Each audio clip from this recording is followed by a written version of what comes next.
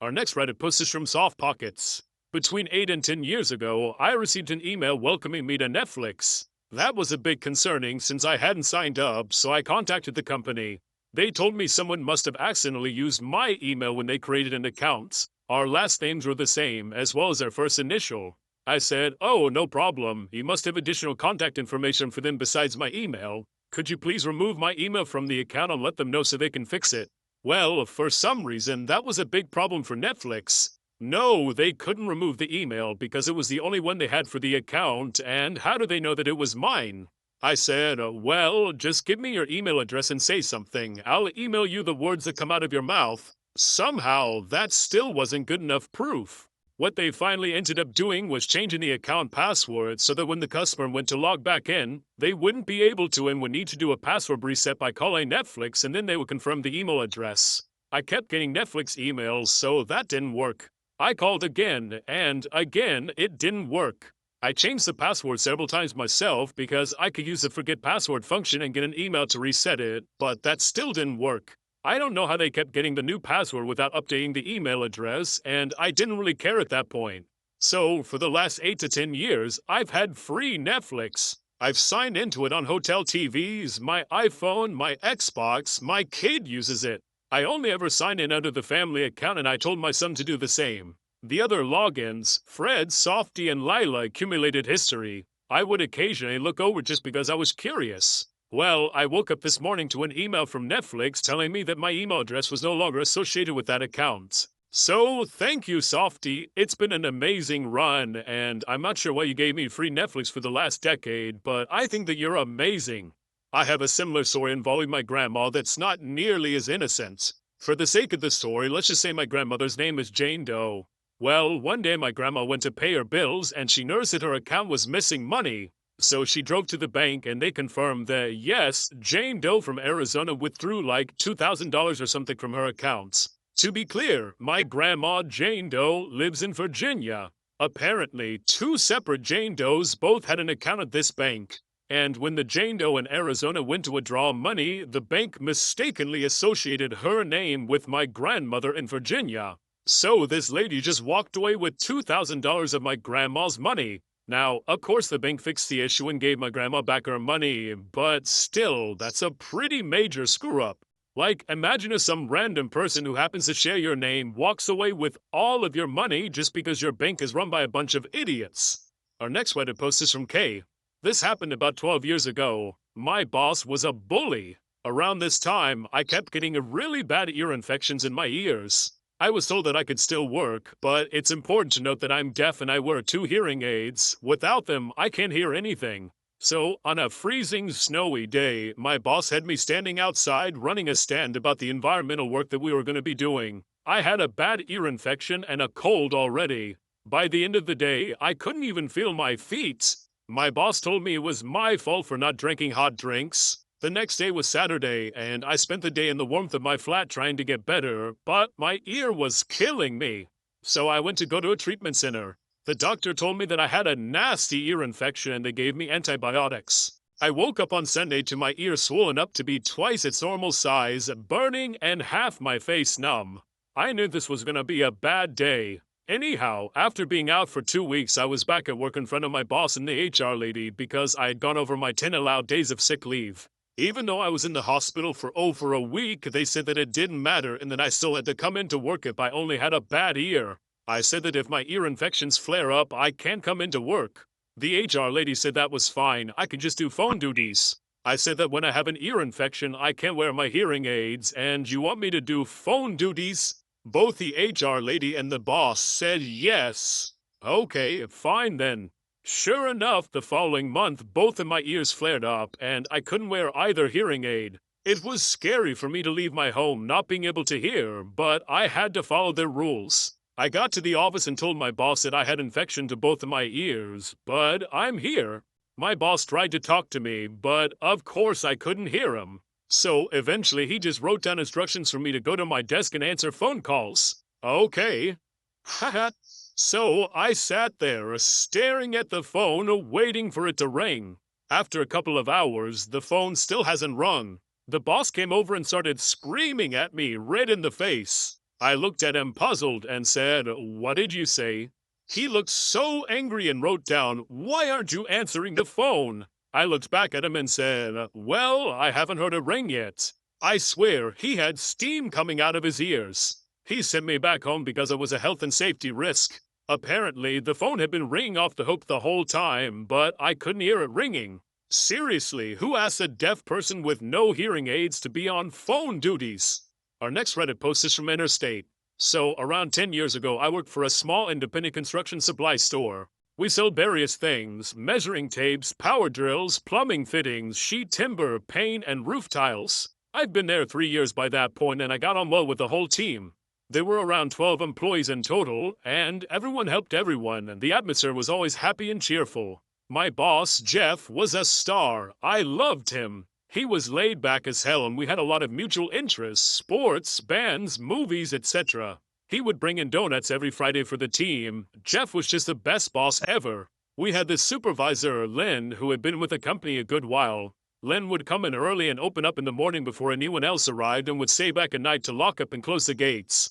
When Lynn left the company, Jeff told me to take over Lynn's job of opening and closing the store. The verbal agreement between me, Jeff, and HR and payroll was that I was not promoted to the supervisor role, but I was to be paid an extra 2 hours per day for the added duties in the morning and at night. Things were normal for a good while, until Jeff went on long-term sick leave. His absence was a huge loss for the business, and naturally, we were all worried about him. I would often visit him while he was absent, and I kept him up to date on everything that was going on. In the meantime, the company hired a temporary replacement, Rick the Prick, to fill in for Jeff. This guy was a complete butthole of the highest order. No one liked him. He was smug and arrogant. He would say rude things to the female employees and had this top dog, tough guy attitude. Mess with me at your own peril kind of guy.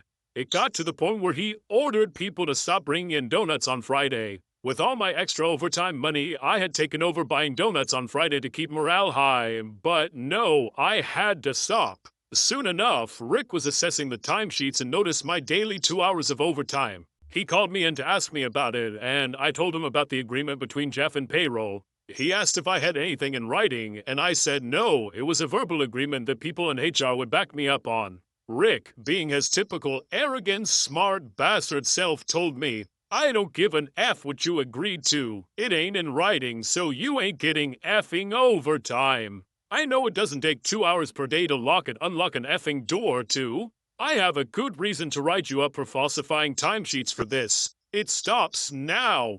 You work your stated hours, and you do only your stated duties as per your contract." The thing is, this silly bastard confirmed to me what he said by email, so that you have it in writing, so that you're perfectly clear as to what your place in the company was. Fine by me, Rick. That evening, I hung the shop keys in the key cabinet and went to wash up.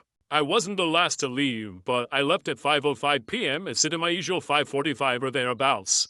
I walked out while the lights were on, the doors were unlocked, and the gates were left open. Even the roller shutter door in the warehouse was left half open. The next morning I arrived at 7:15 and sit in my usual 6:30. Some of my colleagues had already turned up by that point. The place had been completely ransacked. All the power tools were gone. Loads of wood stock was gone.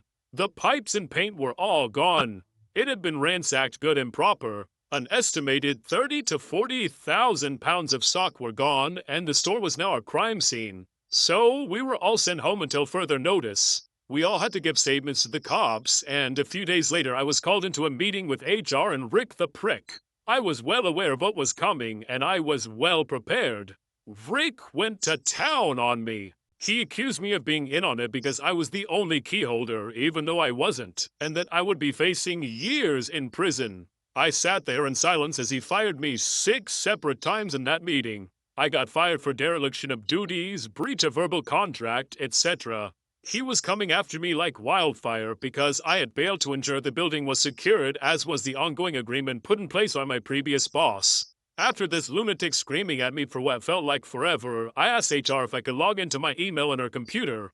Surprisingly, HR agreed. Imagine my smile when I opened that 3-day-old email from Rick, which told me to stick to the duties in my contract. And then I smugly and innocently told HR I just did what my boss told me to do. And the best part was the sheer horror on Rick's face when I pulled out 5 printouts of that email and handed them to him. I said, I have more of these printouts at home, just in case you feel like destroying these and deleting that email. Now, is there anything else? Can I go back to work, or am I still fired? Rick resigned that day.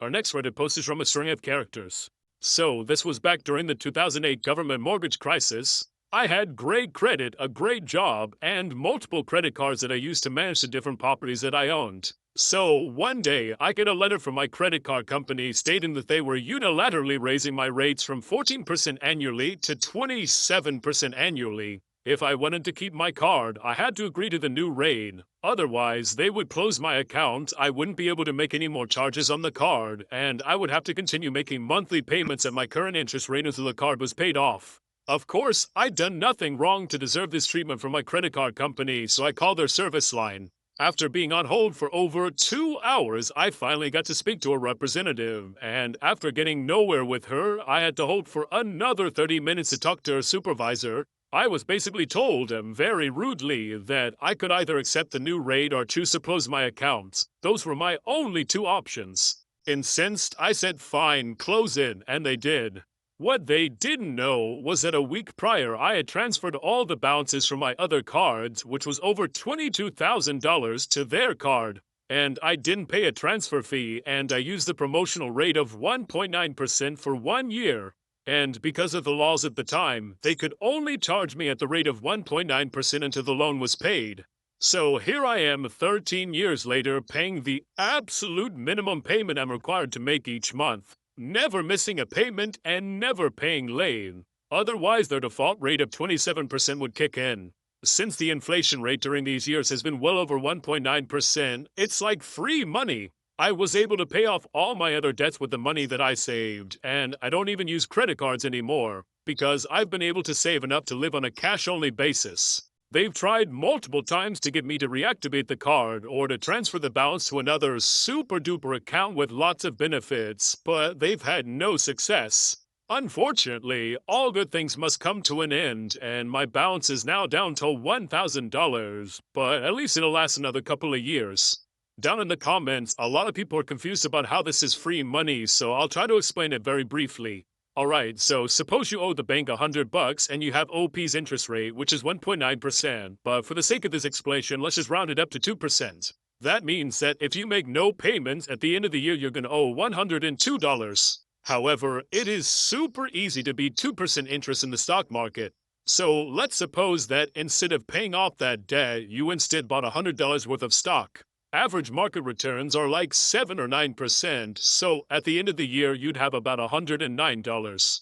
Then you take $2 from the $9 that you made in the stock market and use it to pay the bank. So when everything's said and done, you've made $7 profit. That's just a rough example, but keep in mind that OP was dealing with $22,000, and 7% of $22K is $1,500.